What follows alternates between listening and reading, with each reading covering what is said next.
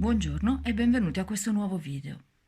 Oggi vi mostrerò come si esegue la ripresa delle maglie da un bordo in verticale utilizzando questo filato, Sira di Borgo de Pazzi.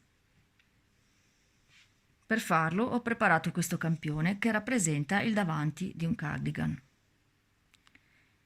dove dovrò riprendere le maglie lungo questa linea per eseguire il mio bordo a coste in questa direzione.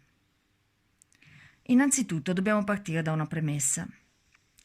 Ogni maglia costituisce un rettangolo e non un quadrato, perché le maglie hanno la base maggiore dell'altezza.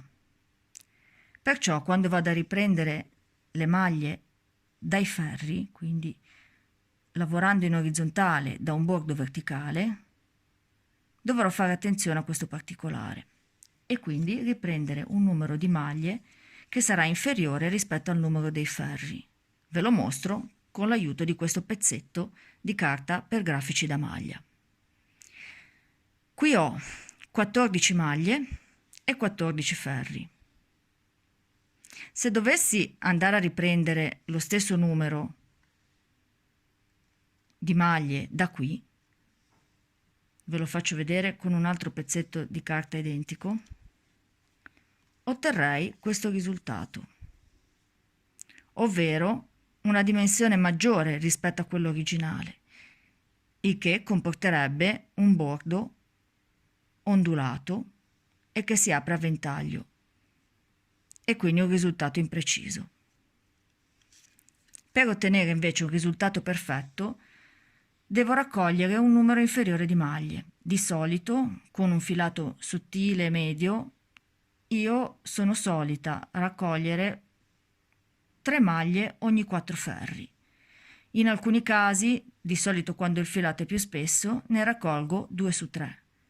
Però dovete regolarvi in base all'esperienza oppure in base alle indicazioni se il modello che state seguendo vi dice esattamente quante maglie riprendere. Vediamo ora nella pratica come si fa. Prendo il mio filato, lasciando una coda abbastanza lunga da poter poi nascondere con comodo alla fine del lavoro, e con l'aiuto di un ferro circolare inizio il mio lavoro. Innanzitutto devo lasciare fuori dalla ripresa delle maglie il vivagno, ovvero il margine del lavoro, e iniziare a riprendere dalla colonna immediatamente all'interno del mio vivagno. Inoltre, un accorgimento che uso io è quello di riprendere le maglie a partire dalla maglia di avvio e non dalla prima di lavorazione, perché se io iniziassi da questa, che rimane sopra l'avvio, otterrei un brutto scalino e una finitura imprecisa, per cui parto proprio di qui, inserendo la punta del ferro sotto al filo d'avvio. Poi getto il filo sopra la punta, blocco il filo aiutandomi con l'indice della mano destra ed estraggo la prima maglia ripresa.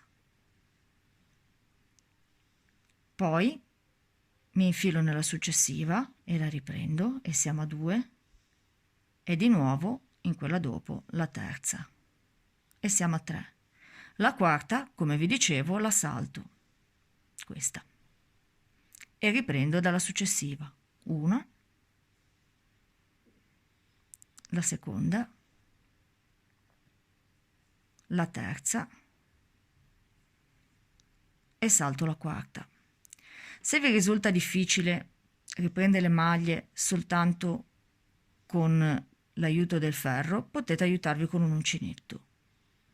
In questo modo, dicevamo, saltiamo la quarta, inserisco l'uncinetto nella successiva, estraggo una maglia e la pongo sulla punta del ferro.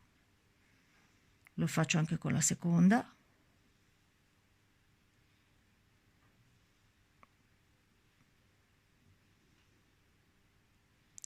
E con la terza, e salto la successiva che è la quarta e vado avanti allo stesso modo sulle altre maglie.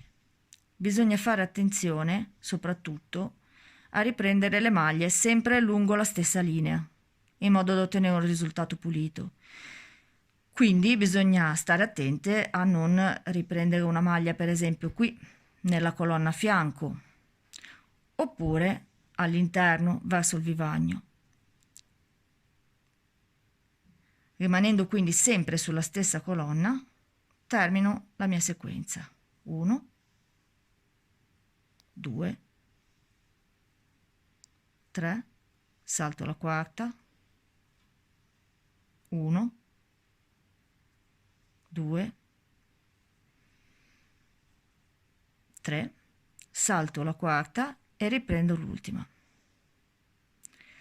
Anche qui ci sono pattern che vi dicono esattamente il numero di maglie che dovete andare a riprendere, altri che non lo fanno. L'importante è che se vi trovate, per esempio, ad avere la quarta maglia in corrispondenza con la fine del bordo, dovrete barare un po' e spostare la maglia da saltare prima, saltando per esempio la seconda o la terza e riprendendo l'ultima maglia effettiva del vostro bordo, altrimenti di nuovo otterrete quel brutto scalino di cui vi parlavo all'inizio.